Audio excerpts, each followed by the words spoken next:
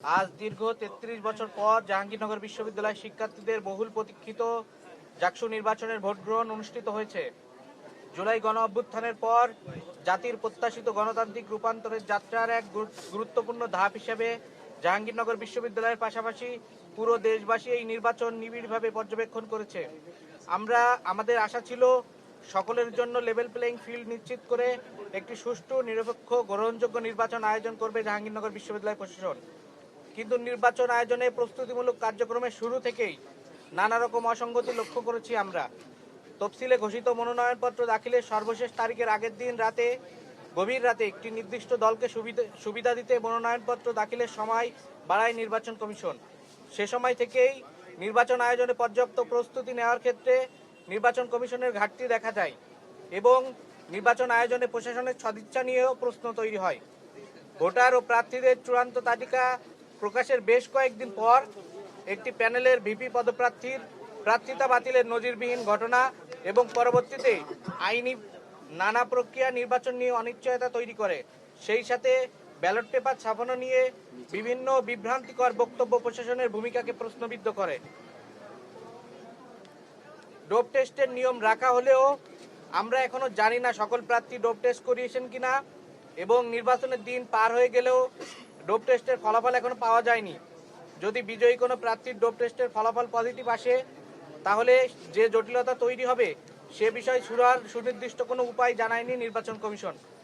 নির্বাচনের আগের দিন রাতে নির্বাচনী আচরণবিধি লঙ্ঘন করে নির্বাচন কমিশন কার্যালয়ে ছাত্রদলের সাবেক নেতাদের উপস্থিতি নিরপেক্ষ নির্বাচনের ব্যাপারে সন্দেহ তৈরি করে।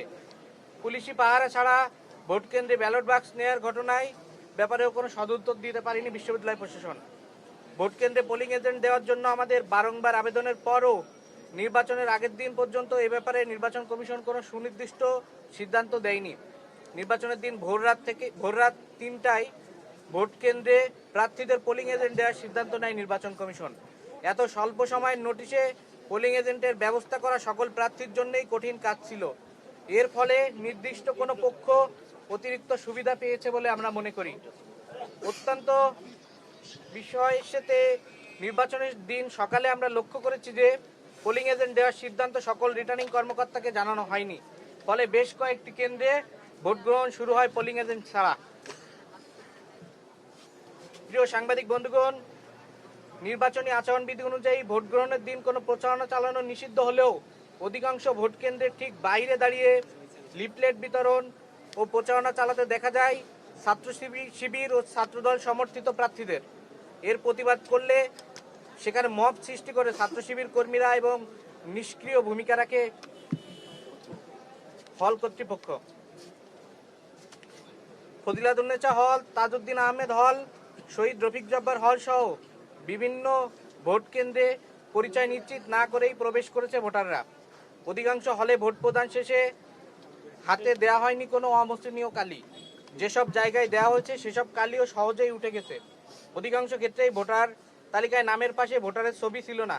কাজী নজরুল ইসলাম হল সংসদের ব্যালট পেপারে ৩ জনকে ভোট দেওয়ার জায়গা থাকার কথা থাকলেও একজনকে ভোট দেওয়ার জায়গা ছিল, ফলে ব্যালট পেপারে লিখে ভোট দিতে হয়েছে। ভোটার উপস্থিতি তালিকায় টিক দেওয়া হয়েছে কলমের পরিবর্তে পেন্সিল দিয়ে, ফলে একজন ব্যক্তির একাধিকবার ভোট দেওয়ার সুযোগ ছিল এবং কেউ এই সুযোগ গ্রহণ করেছে কিনা সে ব্যাপারে আমরা নিশ্চিত হতে পারছি না। ইতিমধ্যে শহীদ সালাম বরকত হলে একজন ভোটারের ভোট অন্য কেউ আগেই প্রদান করার অভিযোগ পাওয়া গেছে। সেই সাথে যুক্ত হয়েছে কেন্দ্রগুলোতে 10% অতিরিক্ত ব্যালট পেপার দেওয়ার ঘটনা। যদিও নির্বাচন কমিশন প্রতিশ্রুতি দিয়েছিল কেবলমাত্র প্রয়োজন হলেই ভোট কেন্দ্রে অতিরিক্ত ব্যালট পেপার পাঠানো হবে, এসব ঘটনা প্রমাণ করে একটি সুষ্ঠু নির্বাচন আয়োজনের জন্য প্রয়োজনীয় প্রস্তুতির বিন্দুমাত্র নির্বাচন কমিশনের ছিল না। সেই সাথে নারী হলগুলোতে প্রার্থী ও সাংবাদিকদের ঢুকতে না দেওয়ার ঘটনা নির্বাচনের স্বচ্ছতাকে প্রশ্নবিদ্ধ করেছে। নির্বাচনের সময় ছাত্রদল সমর্থিত প্যানেলের প্রার্থীরা আচরণবিধি লঙ্ঘন করে জোরপূর্বক 15 নম্বর ছাত্রী হলের ভোট কেন্দ্রে ঢুকে যায়। সে সময় সৃষ্ট হট্টগোলের ফলে 1 ঘন্টা ভোট প্রদান বন্ধ থাকে এবং সাংবাদিকদের হল থেকে বের করে দেওয়া হয়। শহীদ তাজউদ্দিন হলের ভোট কেন্দ্রে তারা একই কায়দায় ঢুকতে গেলে হট্টগোলের সৃষ্টি হয়। বিশ্ববিদ্যালয়ের প্রাক্তন শিক্ষার্থী ও বিশ্ববিদ্যালয় শাখা ছাত্র শিবিরের সভাপতি নির্বাচনী আচরণবিধি ভঙ্গ করে জাতীয় কবি কাজী নজরুল ইসলাম হলে প্রবেশ করেন। প্রতিটি ভোট কেন্দ্রে নির্বাচনী আচরণবিধি ভঙ্গ করে ভোটারদের লাইনের পাশে দিয়ে দাঁড়িয়ে ছাত্র শিবির সমর্থিত প্যানেলের টোকেন ও লিফলেট বিতরণ করেন তাদের কর্মীরা। ছাত্রী হলগুলোতে লাইন জ্যামিং করে ভোটদানের ধীরগতি এবং ভোট প্রদানের পর লাইনে দাঁড়িয়ে অন্যান্য ভোটারদের প্রভাবিত করার চেষ্টা চালায় ইসলামী ছাত্রী সংস্থার কর্মীরা। সম্মানিত গণমাধ্যম কর্মীবৃন্দ, নির্বাচনের আগের রাতে শিবির ও তাদের নিয়ন্ত্রণাধীন নানা ফেসবুক পেজ থেকে ছাত্র দলের সাথে বাংলাদেশ গণতান্ত্রিক ছাত্র সংসদের আঘাত হয়ে গেছে এবং আমাদের জিএস পদপ্রার্থী আবু তহিদ মোহাম্মদ সিয়াম ছাত্র দলের কাছ থেকে টাকার বিনিময়ে বিক্রি হয়ে গেছে বলে বিভিন্ন গুজব ছড়ানো হয়। সারাদিন ধরে ছাত্রদল ও বামপন্থী সংগঠনগুলোকে জড়িয়ে বাকশাস ও তহিদ সিয়ামকে নিয়ে তাদের এই প্রোপাগান্ডা অব্যাহত থাকে। আগের রাতে নির্বাচন নিয়ে শঙ্কা ছড়ানো ছাত্র শিবিরই এখন নির্বাচন সুষ্ঠু হয়েছে বলে প্রচারণা চালাচ্ছে। এটা প্রমাণ করে এইসব প্রোপাগান্ডা ছিল নির্বাচনকে প্রভাবিত করার অপপ্রয়াস। আমরা সকল পক্ষের মধ্যে সুস্থ ও সহনশীল গণতান্ত্রিক চর্চার পক্ষে এবং এই ধরনের অসৎ রাজনীতির নিন্দা জানাই।